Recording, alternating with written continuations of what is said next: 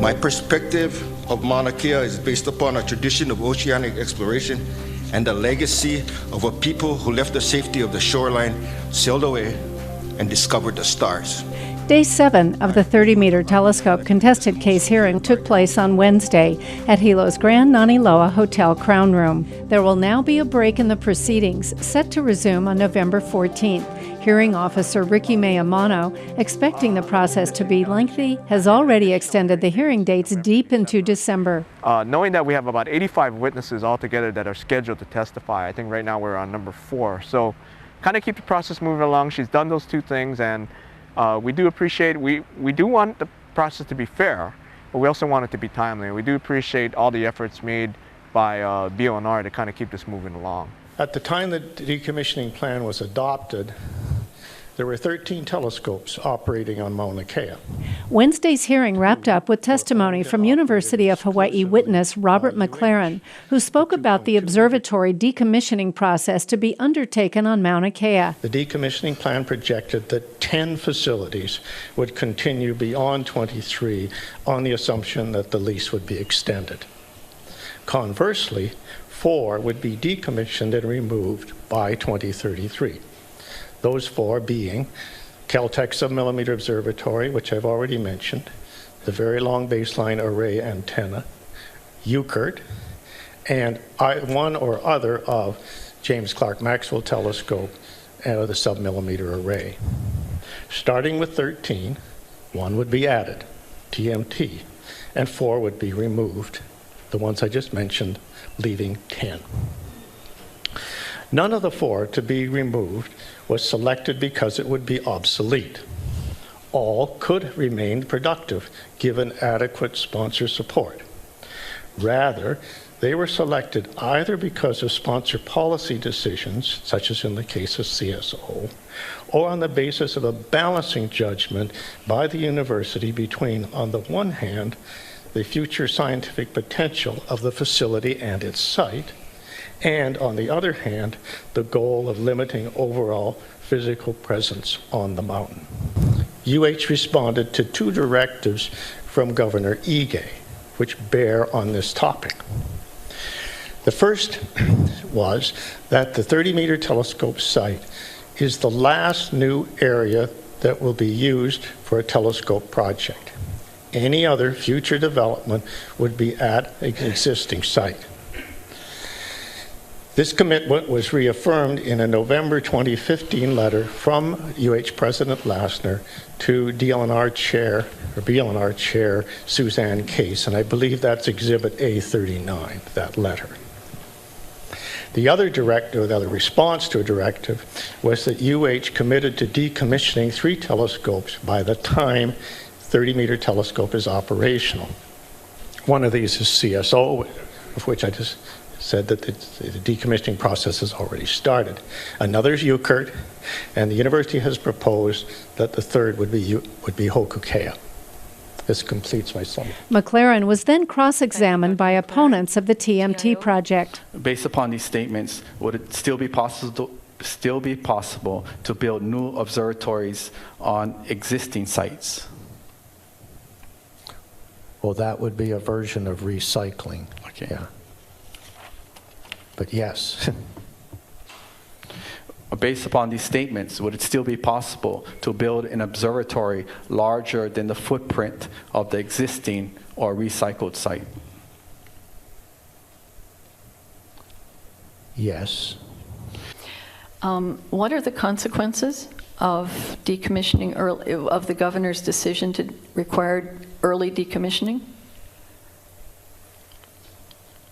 Could you be a bit more specific? Are there financial consequences? Is anybody expected to pay for the loss of viewing time? Well, at any given time, the responsibility for decommissioning is well defined. And so whenever the decommissioning should occur, that entity is responsible. That I understand, but if a facility was expecting that they would have at least until 2033 in viewing time, and then that amount of viewing time was cut back perhaps by 10 years, would there be any consequences that the university would have to bear, or the taxpayer would have to bear? Well, that's a hypothetical question that I don't think that situation would arise. Well, if we are... Let me be clear. We're not contemplating any sort of non-voluntary decommissioning where a facility has a sublease. I see. So that doesn't figure in the picture at all. So I think that's the situation that you're asking about. Is the decommissioning of the UCURT voluntary? The UCURT is owned now by the University of Hawaii, so it's our decision. And who will pay the decommissioning funds necessary to decommission the UCURT? It hasn't been approved. There's no notice of intent. Right. UCURT was simply identified in the current projection as one, well, it's identified two ways. One, it's one in the decommissioning plan where our projection is that it's not something that we would try to continue after 2033.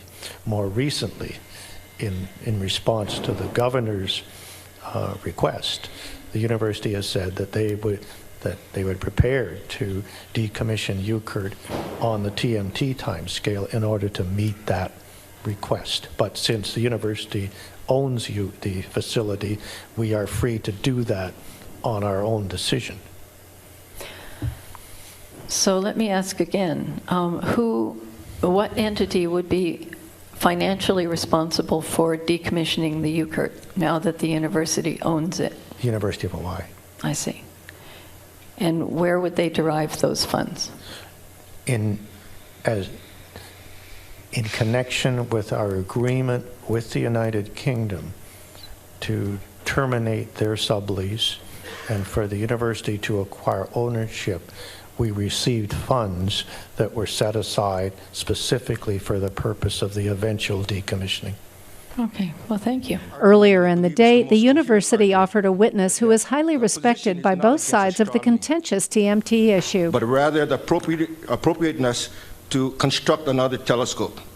I take a position that it is appropriate to construct this science facility. Taking the stand, Ho navigator Chad Kalepa Baybayan. He serves as a captain and navigator of the Hokulea deep-sea voyaging canoe and is currently working on the Polynesian Voyaging Society's Malama Honua worldwide voyage. In closing, I believe that it is culturally consistent to advocate for the 30-meter telescope and Hawaiian participation in a field of science, astronomy, that continues to enable a tradition of exploration and a legacy of discovery, and I firmly believe that the highest level of desecration rests in actions that remove the opportunity and choices from the kind of future our youth can own. After Babayan's opening statement, the cross-examinations began.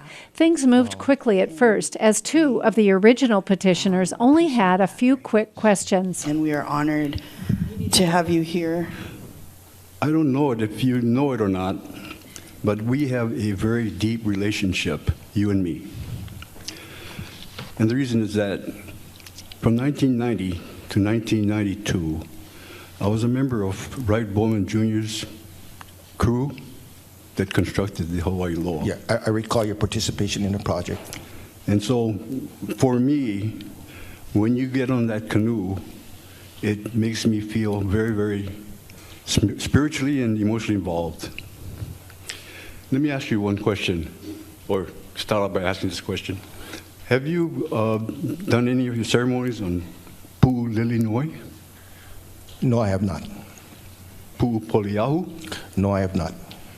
Pu'ukanakaleonui? No, I have not, and excuse me, these are all pu on the summit of Mauna Kea. Near the summit. Thank you. And I think you did say that you haven't done so on the summit. Thank you. I have no further questions. Then it was the turn of Pua Case. The questions I will be asking will require a simple yes, no, or I don't know answer unless otherwise indicated. A passionate supporter of the Hokulea and the Ohana Va'a. Case even traveled to New York City when Baybayan arrived aboard the Hokulea in June. Case took half an hour to carefully delve into Baybayan's position. Would it be correct to state that the Ko'aheau Holomoana could be used by cultural practitioners of the future? Absolutely. If an 18-story structure was built directly adjacent to the Ko'aheau Holomoana, would it impact a traditional method of observing the stars by navigators who are training on that site? Yes, if it was built adjacent to this particular location, it would obstruct visibility, absolutely. If the proposed 18-story, 30-meter telescope observatory was built directly adjacent to a navigational site on Mauna Kea, would the traditional methods of observing the stars from that site be impacted? If there was a traditional navigational site and the 30-meter telescope was built adjacent to it, then it would impact the visibility. Thank you. Are you aware of the historical events that took place on Mauna Kea between March and December of 2015?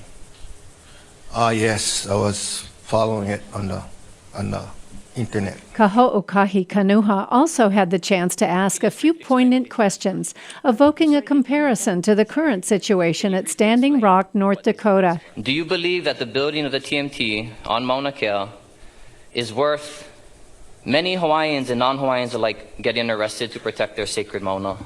I believe that people have to stand up for what they believe in. So I believe that if they are arrested, then it's part of the process. Are you aware of the situation taking place in Standing Rock, North Dakota at this time? Yes, Objection, irrelevant, Your Honor. I'm going to overrule. Go ahead. Okay, I'm going to answer. Yes, I am aware of the protests. Taking place there? Yeah, against building the pipeline on private land because it's going to affect adjacent Indian lands and their waters. Mahalo. Do you believe the building of the TMT is worth bringing a Standing Rock-like situation here to Hawaii?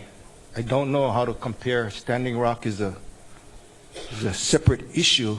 Whatever you know of that's taking place at Standing Rock at this point in time, is the building of TMT in Hawaii worth bringing whatever knowledge it is that you have of that place and that situation here to Hawaii? Yes, I think it is. I think it is worth it.